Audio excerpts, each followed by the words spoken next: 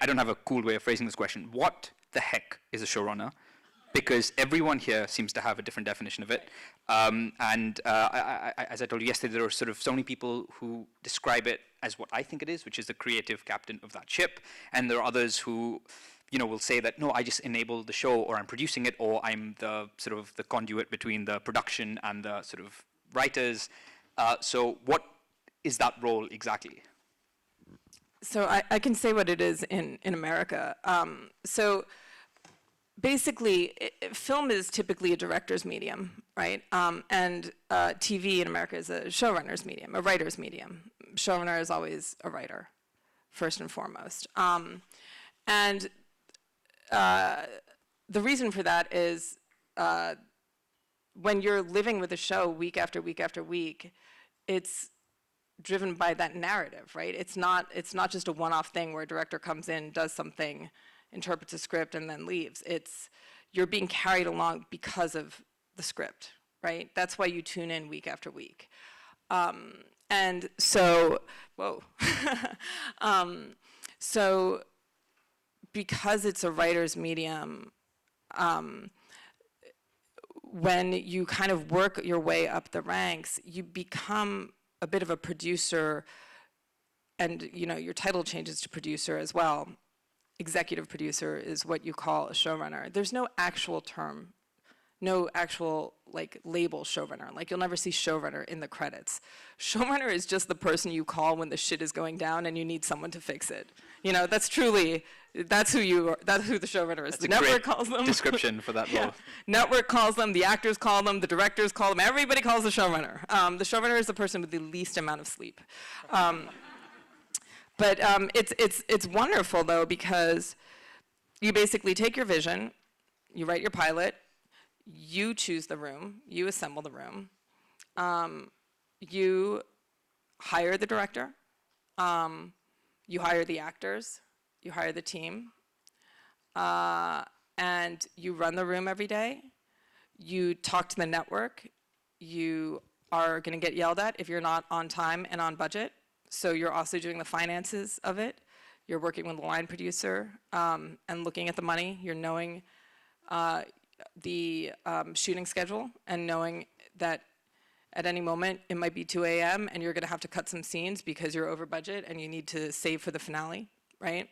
And the director of the episode that you're cutting the budget for is going to be mad at you, and you're going to have to deal with that, right? And the actor who had that scene is also going to be upset, and you're going to have to deal with that. But it really just involves oversight of every single aspect of the show. And so there's no, it's very authorial, right? Especially if you're a director too and you're directing your show. Also, by the way, you're in post, you're looking at visual effects, you're choosing music. Every single aspect is run by the showrunner. And now there are roles like, I'm a producer as well. And when I produce, I try to be honestly very respectful of the showrunner, right? There are some producers who will come in and take something away from someone, and if it's going way off the rails or the person has gone completely insane, then yes, I'll step in. Or if they ask me to step in and help, I'll step in. But for the most part, for me, being a producer is about giving advice, kind of helping with the network sometimes, and it's hard, especially for a first-time showrunner, to manage all the things that are going to get thrown at them. And so a producer kind of helps for that. In the best of circumstances, a producer is an advocate for a showrunner and the show itself, also slightly guiding the showrunner in order to ensure the longevity of the show if there's a problem. I really appreciate you breaking it down like that. Is the showrunner always the head writer, or is it, again, very, very case by case? Okay, so there are times when there is a writer who really dislikes producing, right? So Damon Lindelof is a writer who I know who doesn't like to be on set, right? He doesn't really like that aspect of it. So, he really stays with the writer's room. He'll still, I'm sure, be involved with casting and choosing the director and all those choices, but he'll be less active on set, and he'll choose maybe a producer to work on set and deal with everyday problems from actor or production, while he stays more focused on writing. So that's another version of it that happens. But the showrunner is still the head writer, and you're basically hiring a producer to come in and just kind of regulate and help out on set. You do have to be a little bit careful, though, that the producer that you choose is an ally and not somebody who's going to try to step on your creative freedom. There are times when networks have their kind of go-to producers, and they become their go-to producers because they're kind of, you know, trying to, you know, make the cheapest widget they can, and, you know, call the network and be like, they're crazy, but I can talk them down. Like, you know, that kind of thing.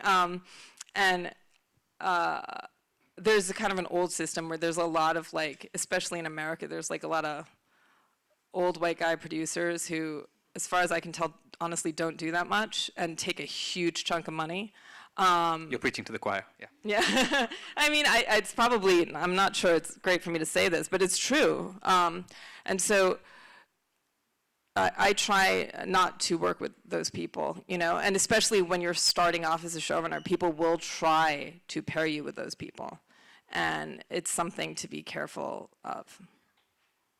The other thing that's happened here, again, because sort of it's been a feature film world here in the past, the director is always seen as a big dog.